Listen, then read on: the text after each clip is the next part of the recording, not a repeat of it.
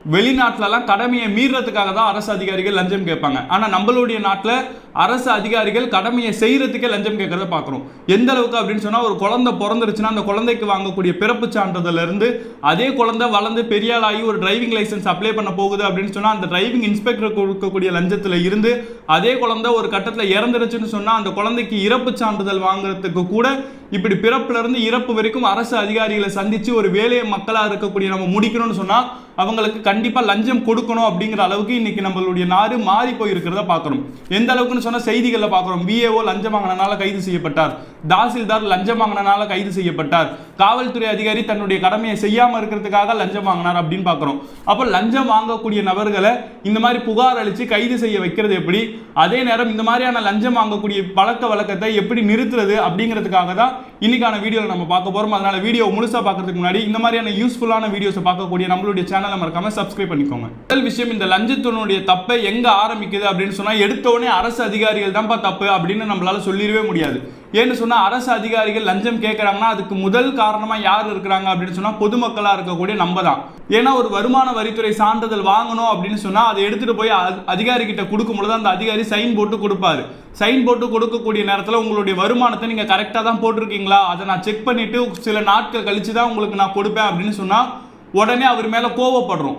ஒரு 1000 ரூபா கொடுத்தா உடனே போட்டு கொடுத்துட மாட்டாரா, நம்ம வேலை உடனே முடிஞ்சிடாதா அப்படின்னு சொல்லிட்டு 1000 ரூபாவை தூக்கி கொடுத்து லஞ்சமாக கொடுத்து அதுக்கு சைன் வாங்கிக்கிட்டு நம்மளுடைய வேலையை முடிச்சுக்கலான்னு பார்க்குறோம். அப்போ அந்த இடத்துல அவர் வேலையை கரெக்டாக செய்யறதுக்கு நம்ம கோவப்படுறோம். ஒருவேளை லஞ்சத்தை வாங்கிக்கிட்டு அதை செஞ்சாருன்னா அந்த இடத்துல புலம்பக்கூடியவங்களா இருக்கும். அப்போ லஞ்சத்தை வாங்குறதும் லஞ்சத்தை கொடுக்கறதுமே இந்தியாவில் குற்றம் அப்படிங்கிறப்போ இந்த இடத்துல லஞ்சத்தை கொடுத்தா இந்த வேலை ஆகும் அப்படின்னு சொல்லிட்டு அந்த அரசு அதிகாரிக்கு லஞ்சத்தை கொடுத்து அவரை தூண்டுறதே இங்கே பொதுமக்களாக தான் இருக்கும்.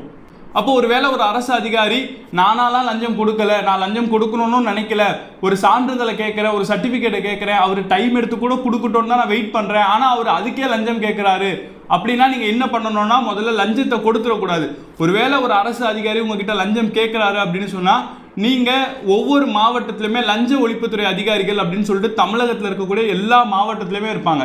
நான் முடிஞ்ச அளவுக்கு தலைமையினுடைய அதாவது ஹெட் குவார்ட்டர்ஸோட நம்பர் மட்டும் டீட்டெயில்ஸ் மட்டும் உங்களுக்கு தரேன். மற்ற மாவட்டங்கள் உங்களுக்கு எந்தெந்த மாவட்டத்துக்கு தேவை அப்படிங்கிறத கீழே கமெண்ட் பண்ணிங்கன்னா அந்த மாவட்டத்தோட அட்ரஸை நான் உங்களுக்கு ரிப்ளை கமெண்ட் பண்ணுறேன். ஓகேங்களா? அப்போ இந்த மாதிரி யாராச்சும் ஒரு அரசு அதிகாரி உங்ககிட்ட லஞ்சம் கேட்குறாங்க அப்படின்னு சொன்னால் நீங்கள் அந்த தகவலெல்லாம் கேட்டுட்டு வந்துருங்க.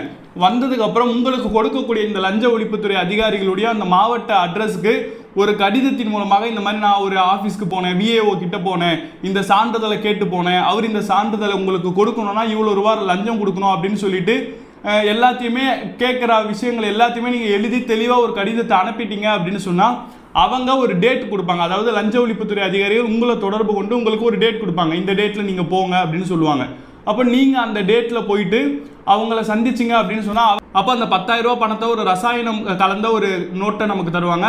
அந்த நோட்டை விஏஓ கிட்ட கொடுத்தோம் அப்படின்னு சொன்னால் உடனே லஞ்ச ஒழிப்புத்துறை அதிகாரிகள் அதையே ஒரு ஆதாரமாக எடுத்துக்கிட்டு அந்த லஞ்ச ஒழிப்புத்துறை அதிகாரிகள் அந்த விஏஓ கைது பண்ணுவாங்க அப்படிங்கிறத தெரிஞ்சுக்கோங்க. அப்போ நீங்கள் செய்திகளில் விஏஓ கைது, தாசில்தார் கைது, போலீஸ் கைது அப்படின்னு நீங்கள் பார்க்கக்கூடிய எல்லா சம்பவத்துக்கு பின்னாடியுமே இந்த மாதிரி ஏதோ ஒரு மனிதர், நம்மள மாதிரி ஒரு மனுஷன் தான் முன்னாடி வந்து கம்ப்ளைண்ட் கொடுக்கக்கூடிய அந்த ஒரு காரணத்தினால தான் அந்த ஒரு அதிகாரி மாற்றப்படுறாரு, ஒரு அதிகாரி தண்டிக்கப்படுறாரு அப்படிங்கிறத தெரிஞ்சுக்கோங்க.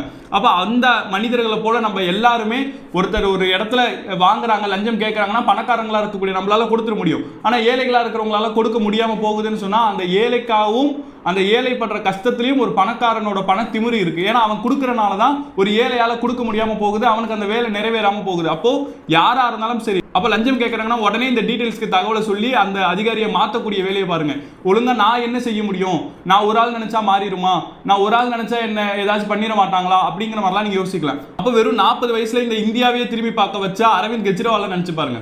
ஊழலுக்கு எதிராக உண்ணாவிரதம்னு சொல்லிட்டு தன்னுடைய வாழ்க்கையவே தியாகம் செஞ்ச அண்ணா ஹசாரேவை நினைச்சு பாருங்க. நம்மளுடைய மாநிலத்தில் டிராபிக் ராமசாமி நினைச்சு பாருங்க. இவங்க எல்லாருமே இந்த மாதிரி ஊழலுக்கு எதிராக இந்த நாட்டில் இருக்கக்கூடிய கொடுமைகளுக்கு எதிராக போராடினால தான் இன்னைக்கு அவங்களெல்லாம் பேசக்கூடியவங்களாம் மாறி போயிருக்கிறாங்க. அப்போ அந்த மாதிரி நாம நினைச்சாலும் நம்மளாலையும் ஒரு மாற்றத்தை கொண்டு வர முடியும் அப்படிங்கிறத புரிஞ்சுக்கோங்க.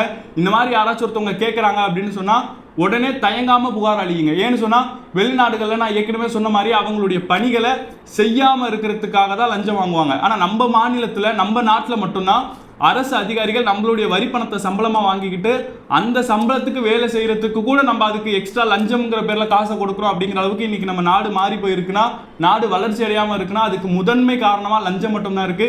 இந்த லஞ்சத்துல இருந்து நம்மளுடைய நாட்டை பாதுகாக்கிறதுக்கு எல்லாரும் ஒன்று சேருவோம். இதை பத்தி நீங்க என்ன நினைக்கிறீங்க அப்படிங்கறத கீழே மறக்காம கமெண்ட் பண்ணிட்டு உங்களுடைய ஃப்ரெண்ட்ஸ்க்கும் ஷேர் பண்ணி இனிமே யாருக்கும் லஞ்சம் கொடுக்க வேணாம் அப்படிங்கறத சொல்லுங்க.